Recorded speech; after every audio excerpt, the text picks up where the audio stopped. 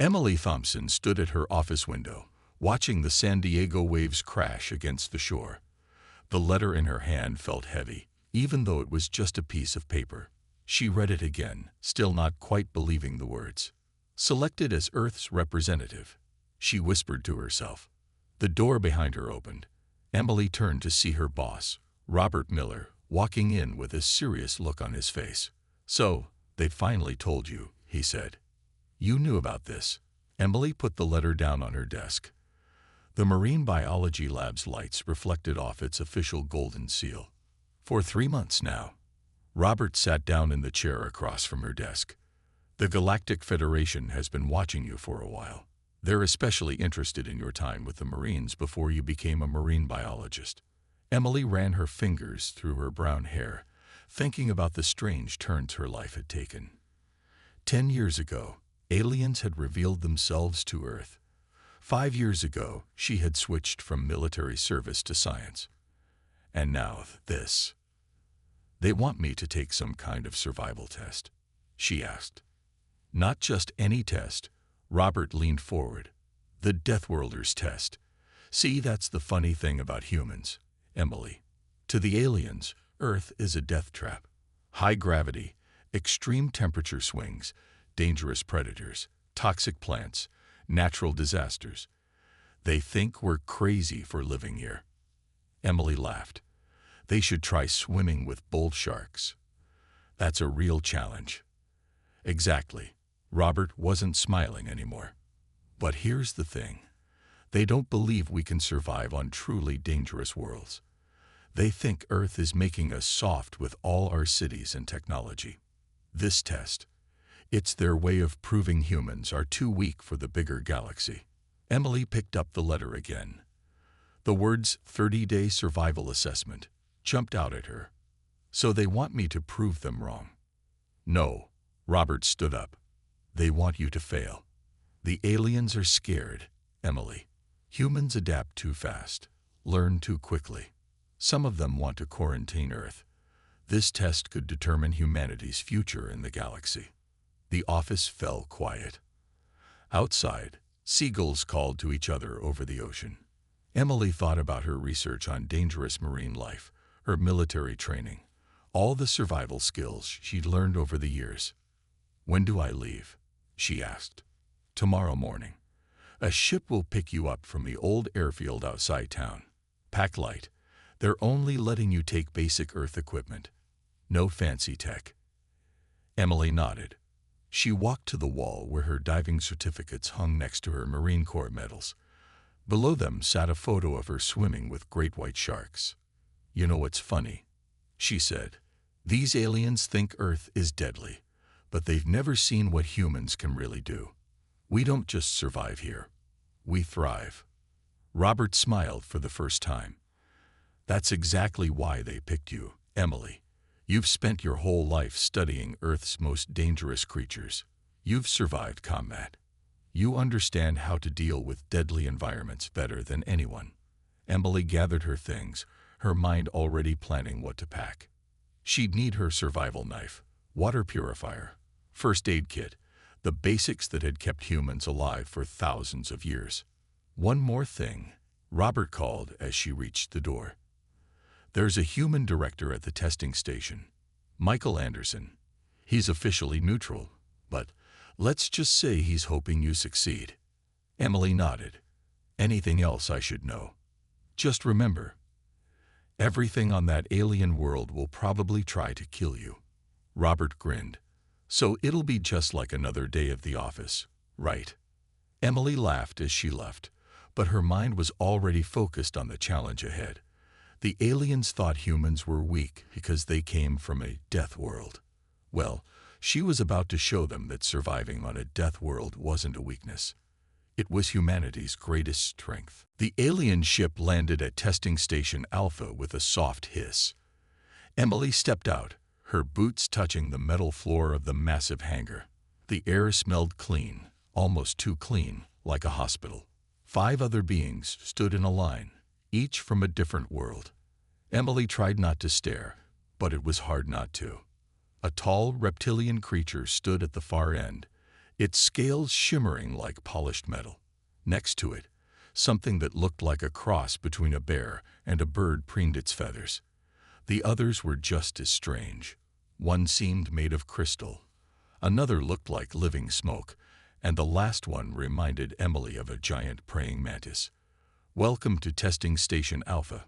A human voice caught her attention. Director Michael Anderson walked toward the group, his gray suit perfectly pressed. He looked exactly like his photo, tall, middle-aged, with short black hair going gray at the temples. "I'll be overseeing your evaluation." The reptilian being stepped forward. "Why is the human not in a protective suit? The station's atmosphere could harm such a fragile species." Emily kept her face neutral, but inside she smiled. The air here was actually cleaner than Earth's. She'd read the briefing twice. These aliens really did think humans were made of glass. "Dr. Thompson will be fine," Anderson said. He turned to address the group. "You're all here for the Deathworlders test. In 12 hours, you'll be dropped at different points on Nexus 9. Your goal is simple: survive for 30 planetary cycles and reach the extraction point." The bear bird creature made a whistling sound. "What equipment will we receive?" "Each species gets their standard survival gear." Anderson walked to a table covered with various devices. Atmospheric processors, gravity compensators, predator deterrents. He reached the end of the table where a simple backpack sat. "And for our human participant, Earth basic survival equipment." The living smoke creature rippled in what Emily guessed was laughter. "Such primitive tools. She will not last 2 cycles." Emily picked up her pack, checking inside. Water purifier, knife, basic medical kit, emergency beacon, compass, lightweight tent.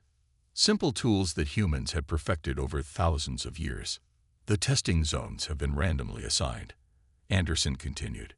"You'll each receive coordinates for your drop point and the extraction location. The planet's atmosphere is breathable for all species present, but that's about the only good news." He activated a large screen showing a map of Nexus 9. "The planet has extreme weather, aggressive wildlife, and toxic vegetation. Many previous participants," he paused, "didn't survive the full 30 cycles." Emily studied the map carefully. Dense jungles, vast deserts, frozen wastelands. The planet was like Earth's most dangerous regions all mixed together. "One last thing." Anderson's voice grew serious. "Your emergency beacons will alert us if you're in life-threatening danger. Using them means automatic failure, but at least you'll be alive. Don't let pride get you killed." The crystal being chimed softly. "When do we begin?" "Get some rest," Anderson said. "Tomorrow morning, you'll face the deadliest wilderness in the known galaxy." As the others left, Anderson caught Emily's eye. She noticed something in his expression. Worry? Hope? Before she could decide, he turned away. Emily gripped her pack tighter. Tomorrow, she would show these aliens what a human from a death world could really do. They thought Earth was deadly. She smiled. They hadn't seen anything yet. The drop pod opened with a hiss, and Emily stepped onto alien soil for the first time. The air was thick and humid, reminding her of Earth's rainforests. Tall purple trees stretched up toward an orange sky, their leaves dripping with something that looked like blue honey. Emily pulled out her testing kit and touched a drop of the blue liquid to it. The paper turned black, highly toxic. She smiled, just like the manchineal trees back on Earth, beautiful but deadly. "First rule of survival," she muttered to herself. "Everything's trying to kill you until proven otherwise." The dense jungle stretched in every direction. Emily checked her compass and emergency beacon, then pulled out her knife. The blade wasn't anything special, just good old Earth steel, but it felt right in her hand. She began marking trees as she moved, creating a trail she could follow back if needed. A screech echoed through the canopy. Emily froze, her marine training kicking in.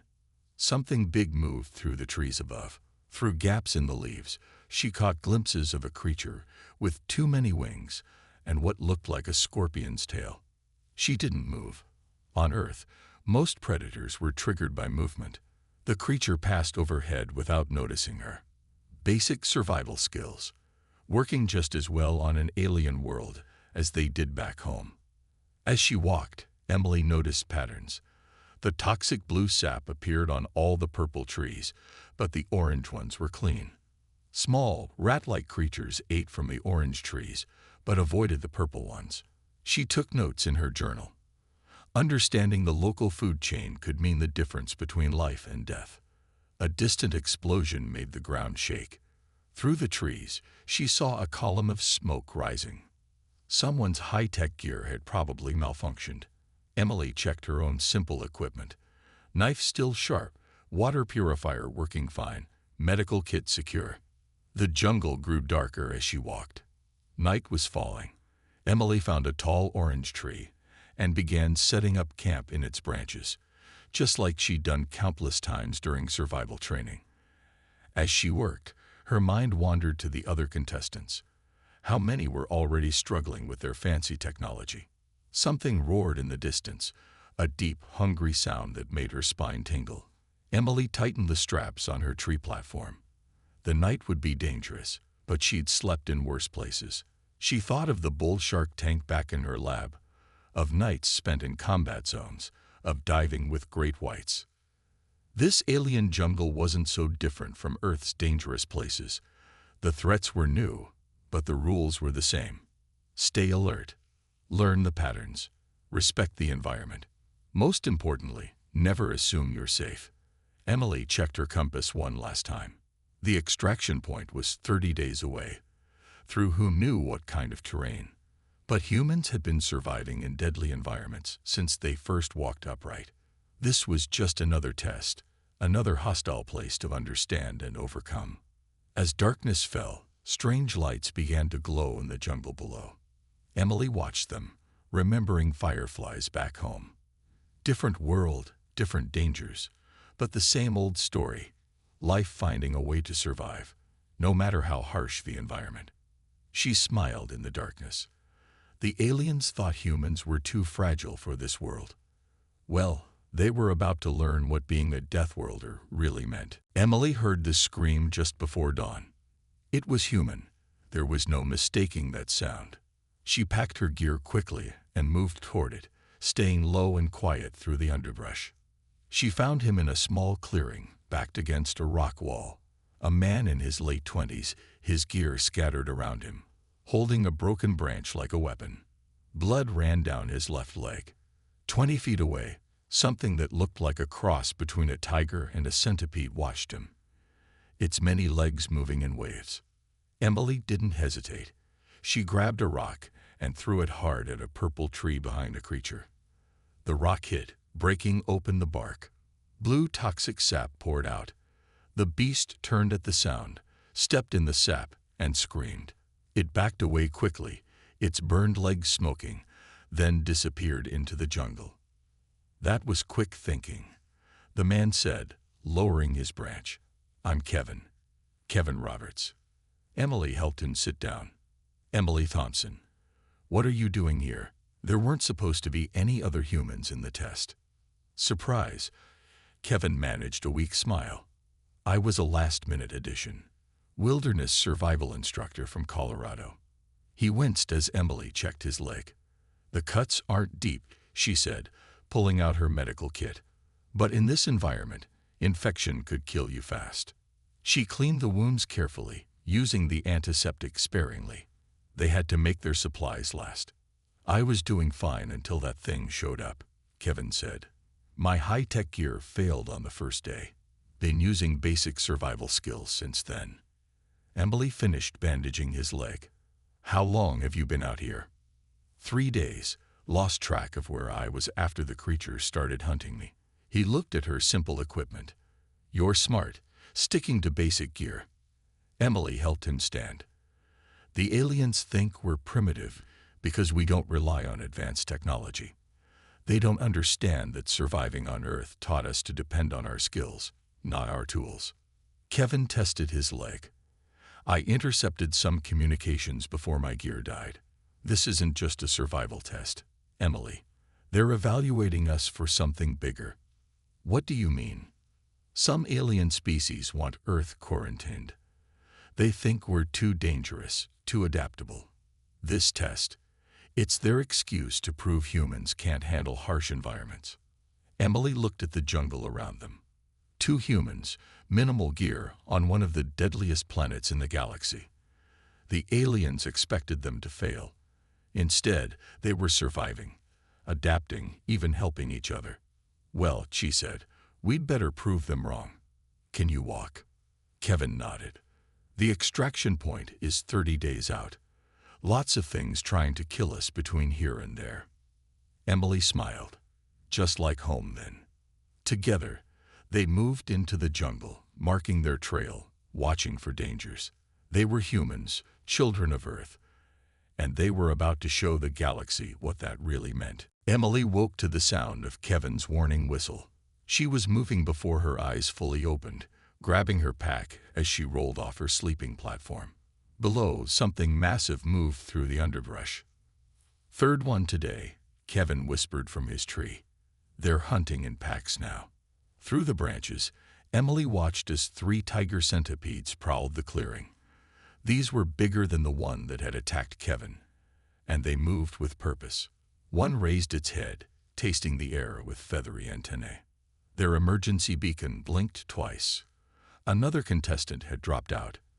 That made 4 in the past week.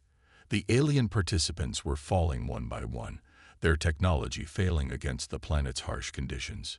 Look at how they move, Emily said quietly. Just like wolves back home. One flushes out the prey, the others cut off escape routes. Kevin nodded. Earth's predators taught us well. These aliens think their tech makes them superior, but they never learned to read animal behavior. A distant scream echoed through the jungle, followed by a flash of light. The crystal beam's gravity compensator had probably failed. The tiger centipedes moved toward the sound, leaving Emily and Kevin's hiding spot. We should move, Emily said, checking her compass. The extraction point is still 20 days out, and these hunts are getting more organized. They climbed down carefully, using techniques learned from avoiding Earth's predators. Stay downwind, move quietly, leave no trail. Simple rules that had kept humans alive for thousands of years. As they walked, Emily spotted signs of the other contestants passing. Broken branches from panicked running. Dropped pieces of malfunctioning equipment. The jungle was littered with evidence of their failures. Wait, Kevin held up his hand. Ahead, a clearing was filled with strange, glowing plants. The light pulsed slowly, like heartbeats. Emily pulled out her testing kit. The blue sap trees are gone. This is new territory. Look, Kevin pointed to tracks in the soil. The predators avoid this area. Those plants might be our best chance for a safe rest. Emily tested the soil, the air, the plants themselves. Everything came back clean. It was almost too perfect. Until she noticed the pattern. The lights, she said. They're synchronized now. On Earth, predators get confused by coordinated lights, like how schools of fish flash together to disorient sharks. Kevin smiled. Nature's tricks work the same everywhere. Let's make camp here. They set up their shelter, keeping watch in shifts.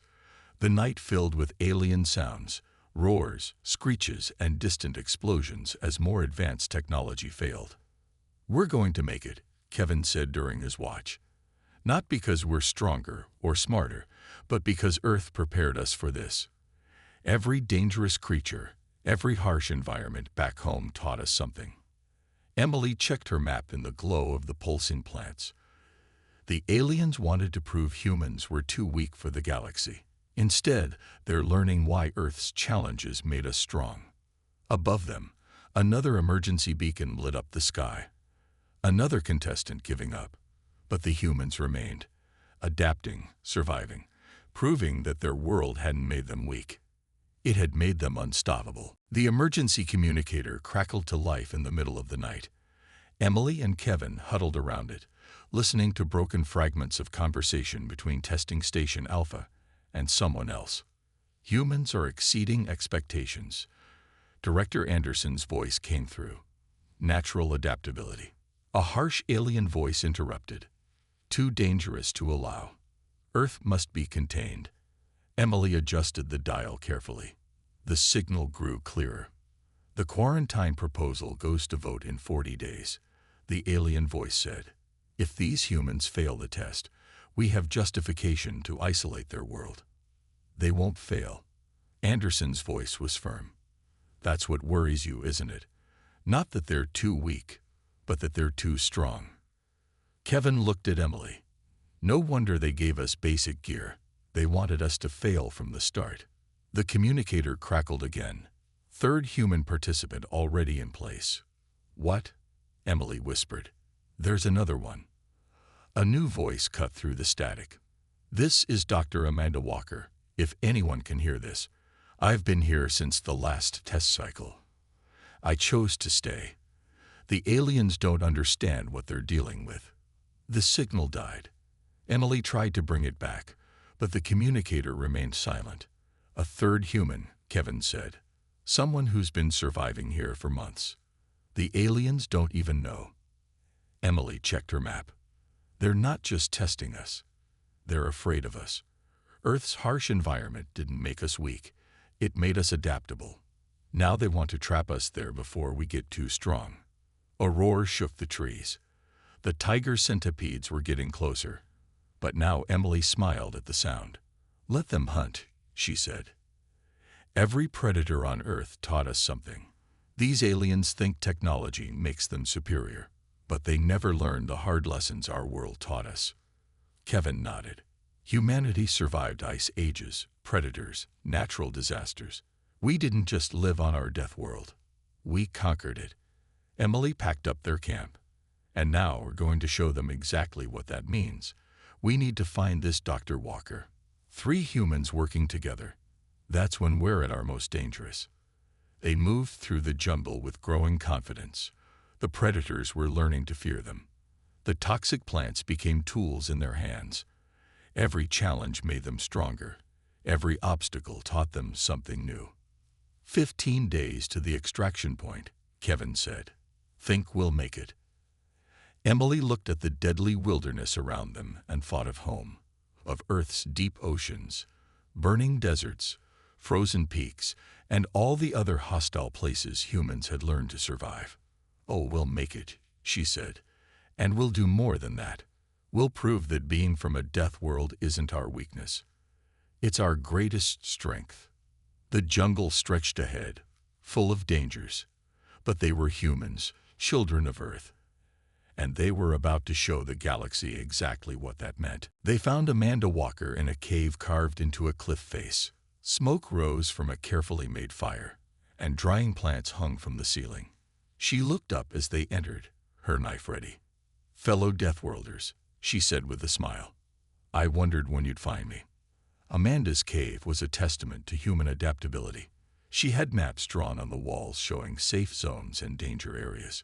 Dried alien fruits and meat hung in storage. She had even made weapons from the local materials. 6 months, she told them as they shared a meal of roasted alien game. I was supposed to complete the test and go home. But I realized something. This world isn't trying to kill us. It's teaching us, just like Earth did. Emily studied Amanda's maps. The aliens want to quarantine Earth. They think we're too dangerous.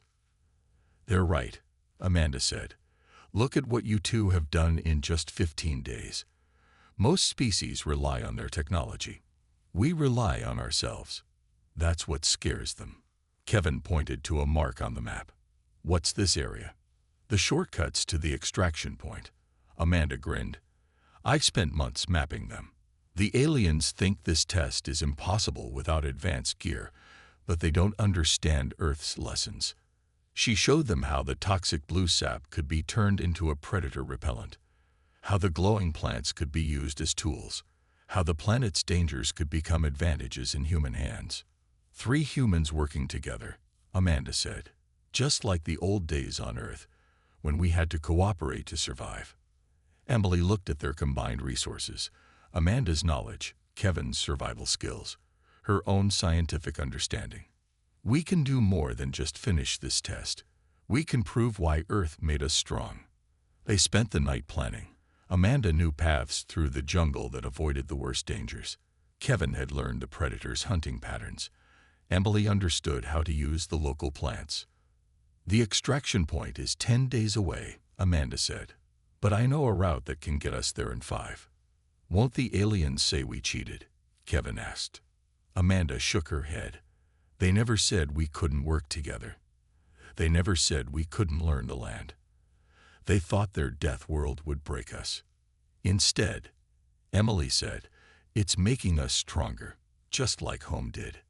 They moved out at dawn, 3 humans against an alien wilderness. But they weren't afraid anymore. Every dangerous thing on Earth had taught them something. Now those lessons would show the galaxy what humanity really was. Not weak, not primitive, but adaptable, resourceful, and unstoppable when working together. The extraction point stood on top of a bare hill.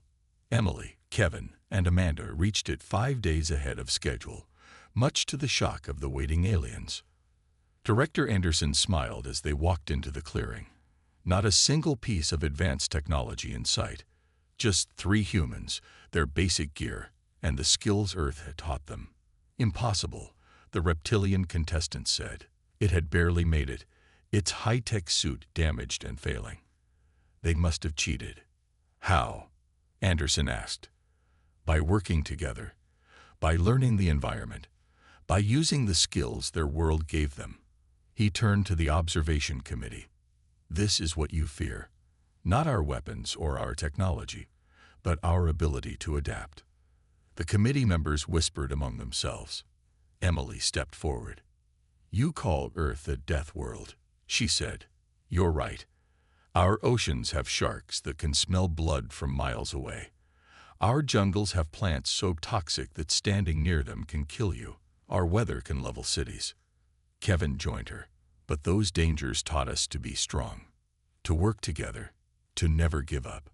Every predator made us smarter, Amanda added. Every poison made us more careful. Every disaster made us more resilient. The alien observers watched in silence as Anderson pulled out an official document. The results are clear, he said. 3 humans not only survived but thrived. They completed the course in record time using minimal equipment. They turned the planet's dangers into advantages. Emily looked at the stunned aliens. You wanted to quarantine Earth because you think we're dangerous. But you don't understand. Earth didn't make us dangerous. It made us survivors. The committee's vote is unanimous, Anderson announced. Earth is now classified as a Class A survival species. The quarantine proposal is rejected. The reptilian being stepped forward. You humans are primitive. You barely have space travel. How did you survive where our technology failed? Amanda smiled. Because we come from a world that never gave us an easy path. Earth taught us that survival isn't about having the best tools. It's about having the will to keep going, Kevin said. The strength to adapt, Emily added. And the wisdom to work together. They finished in unison. As the transport ship took them home, Emily looked down at the alien wilderness. The planet had tried its best to kill them, just like Earth had been trying for millions of years. But humans had survived. They had proved themselves to the galaxy. And now everyone knew the truth. Earth wasn't humanity's prison. It was their greatest teacher.